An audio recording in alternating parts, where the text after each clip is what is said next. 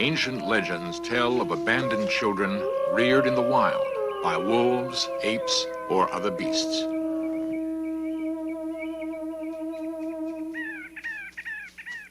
In 1800, a naked boy was seen running wild in the forest of La Bassine, France.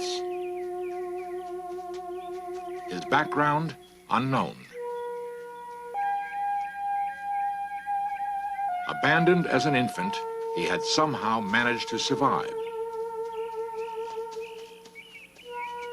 Could such a child be civilized?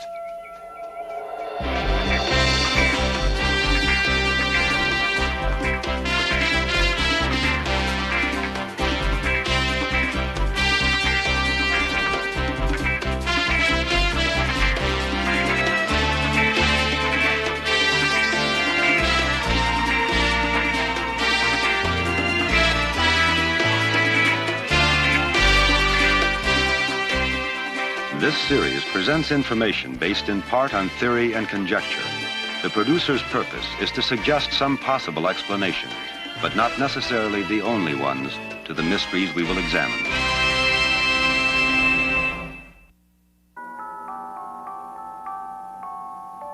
Rome, the busy center of modern Italy, still clings with pride to its heritage as the Eternal City.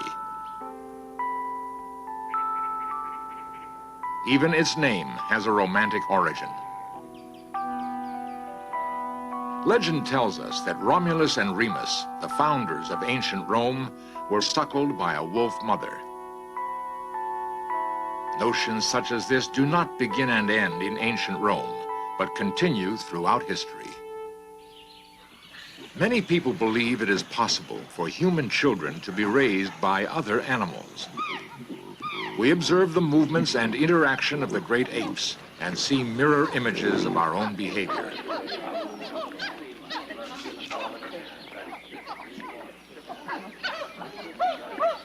They seem so human that they give rise to fancies such as Tarzan of the Apes and Mowgli the Jungle Boy.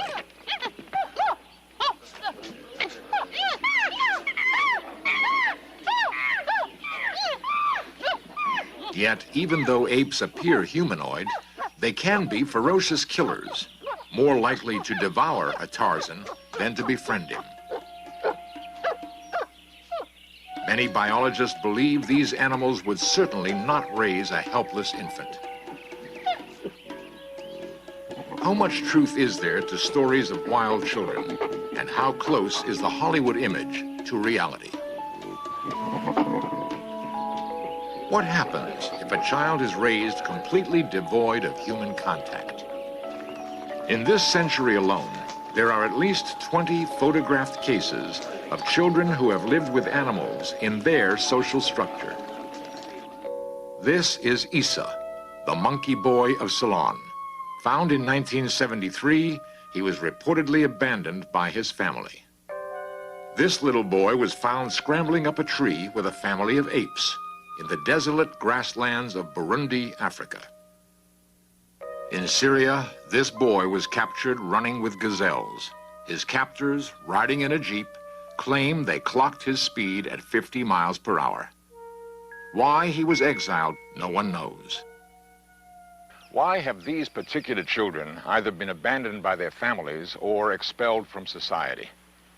Many authenticated cases of wild children involve youngsters with some physical deformity. There are societies which see physical deformities as being proof of being possessed by evil spirits. These deformed youngsters then often are killed or, as we have seen, cast out. A plastic surgeon from Glasgow, Scotland, rescued the so-called Jungle Boy of Peru. The newspapers sensationalized the story of the child and Dr. Ian Jackson. It's very difficult to find out what the true story was. We have been in Peru subsequent to him coming here, and we've tried very hard to find out how he eventually got to the Children's Hospital in Lima. As far as we can make out, he was suffering from some kind of illness which was slowly destroying the middle of his face. I presume he lived in the jungle. Again, we really don't know about this.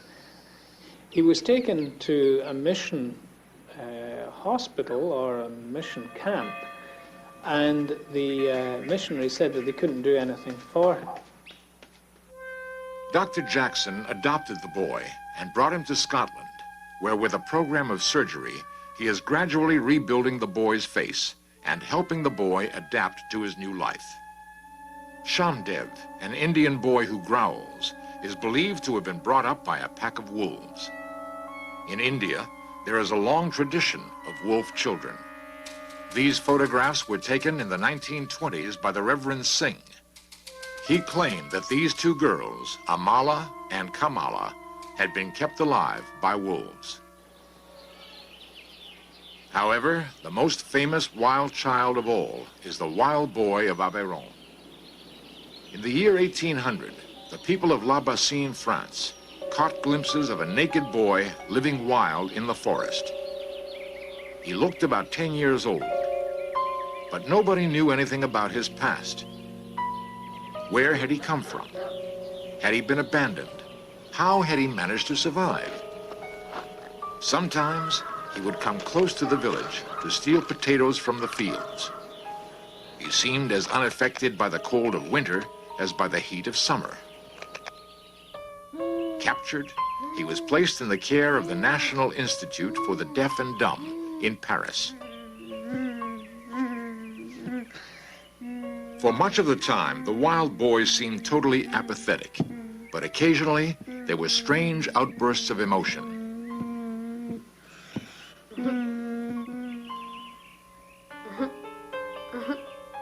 If the sun suddenly came out, he gave every impression of wanting to escape through the window.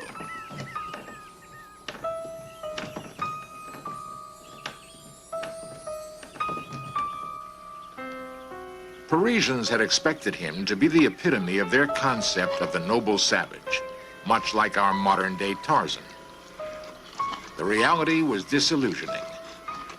The authorities quickly classified him as a congenital idiot, and the public lost interest. There was one consultant at the Institute, Jean Itard, who believed that possibly the boy's apparent idiocy was only due to his lack of contact with other human beings. The methods which Dr. Itard was to develop over the next 6 years represented some of the world's earliest experiments in clinical psychology. To start with, Dr. Itard simply studied the boy's behavior and recorded his observations. The boy seemed unable to relate in any way to other human beings and tended to totally ignore their presence. All his moments of pleasure derived from an enjoyment of nature. Unlike people in society, vision was not his most important sense. He possessed an awareness of smells which would pass undetected by others.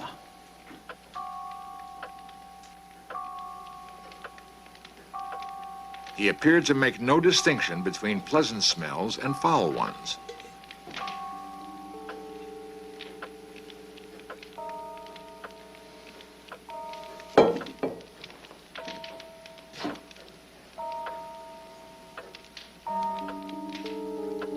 Putting snuff up his nose produced no effect whatsoever.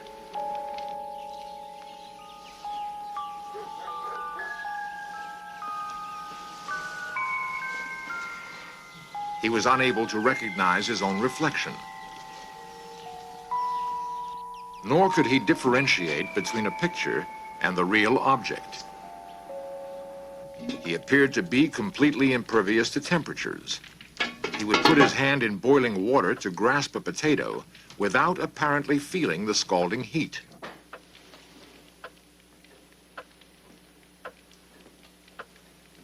He gave the impression of deafness.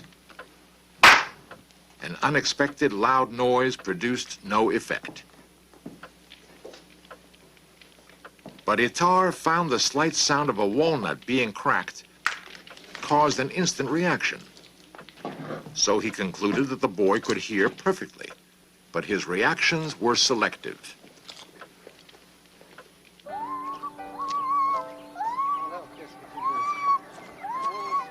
Long months of patient care went by, and slowly a change began to take place.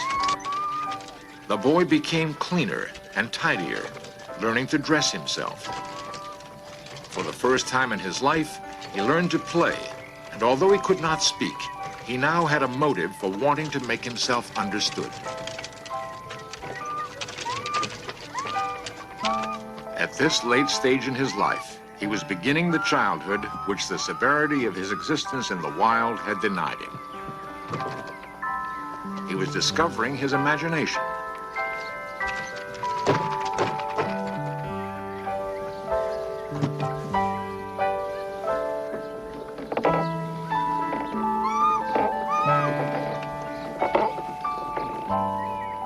How much further could he progress?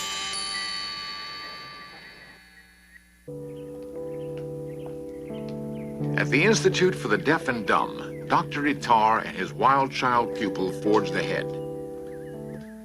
The doctor's work and the child's learning progressed more quickly now. They had the additional influence of the boy's governess, Madame Guérin. Est-ce que Monsieur Petit viendra le voir cet après-midi? Ah, je crois pas, Madame Guérin. Through his actions, the boy gained the ability to express himself with increasing clarity, but speech eluded him. Il me regarde. Oh, Dr. Itar noticed that one sound, O, always attracted the boy's attention. il va me regarder. So Dr. Itar gave him a name which included this sound. Victor? Voilà, il a un nom. From now on, he was called Victor. Anxious for Victor to speak, the doctor decided to concentrate on eau, the French word for water. Perhaps Victor could say eau as easily as he recognized the sound. Oh, oh, oh, Oh, oh, oh, oh, oh, oh, oh, oh, oh, oh, oh, oh, oh, oh, oh.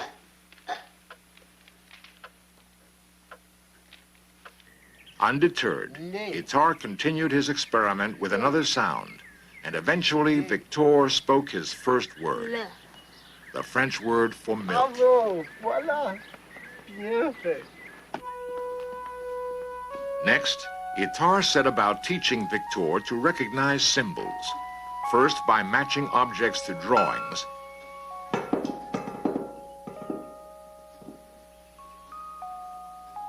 and then shapes to shapes.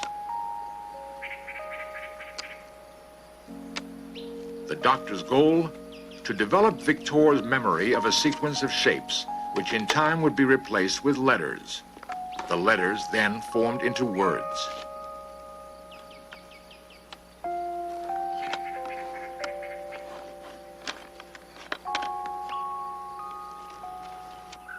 To Victor, these exercises seemed pointless and boring. He could not appreciate the goals Dr. Itar had set, and now the learning had ceased to be fun. As the tasks became more complex, he became increasingly difficult and frustrated. Had Itar's revolutionary experiments reached their limit? Did Victor's learning abilities have boundaries the doctor could not trespass? Itar persisted, and slowly, Victor began to recognize words. The doctor would give him a piece of paper with the name of an article, and the boy would fetch it from the next room.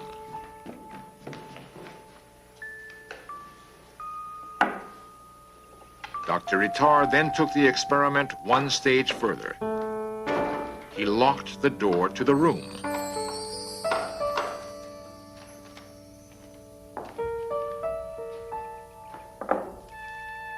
What would Victor do when asked to find an item?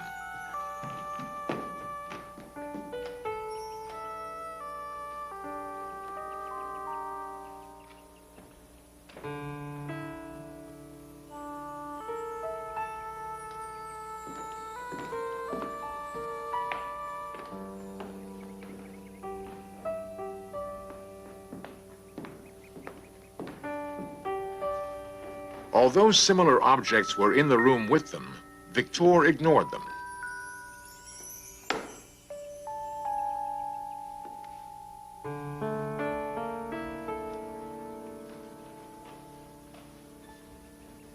Itard suddenly realized that knife, box, and book meant only those particular items they habitually used in their experiments.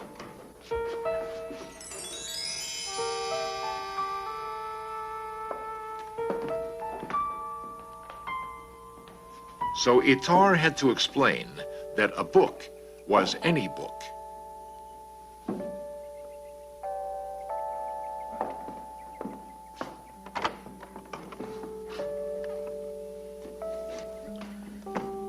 Voilà.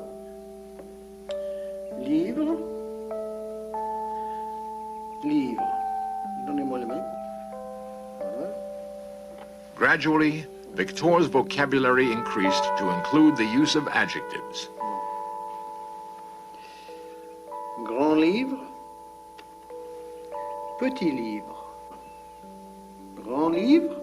And finally, the ultimate achievement, writing.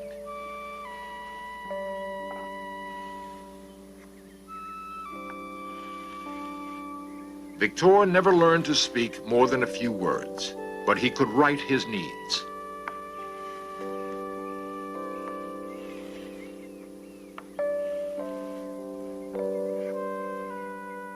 After 6 years of study with Dr. Itard, he moved out of the Institute to live a long and reasonably normal life in the care of his governess. Dr. Itard had kept his journals faithfully throughout his association with Victor. Their publication revolutionized educational treatment of the mentally handicapped. As for the wild boy of Aveyron, certainly he could no longer be classed as an idiot or a savage. We have always been fascinated by creatures that lurk within our imaginations. Fantastic creatures which are half man, half beast. Where our ancestors marveled at mermaids and centaurs, we wonder about Yeti and the Sasquatch. If they exist, are these really wild men? Have they perhaps been reared by animal parents? Is it credible that a ferocious beast would actually suckle a man cub and defend it against other animals? For one answer, we went to a remote part of the Scottish Highlands, where one man has devoted his life to the study of wolves and their behavior. Ian Brodie. To my mind, it's quite possible that particularly a bitch who's lost a litter may well respond favourably to the cries of a human infant. And that's not necessarily conclusive that she would do so, but it does suggest it's possible. It is man's oldest friend after all. It's also our oldest enemy. So we brought it into the house. It's quite likely a reverse adoption could take place.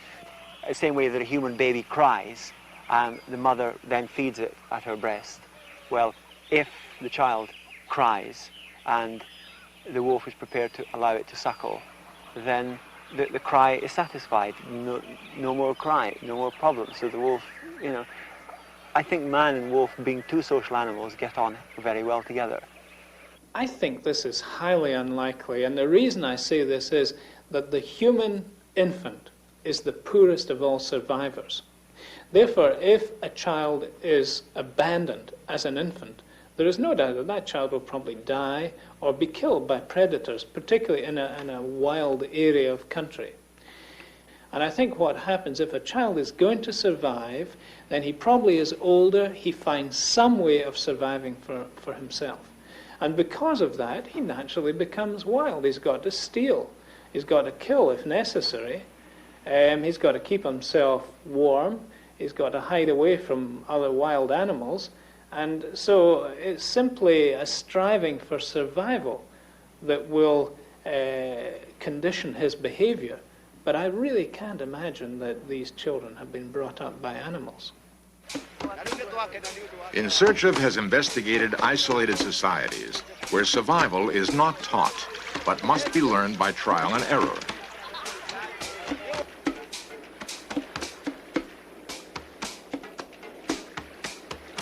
These children may be a link to the totally isolated wild children who had only animals to use as examples.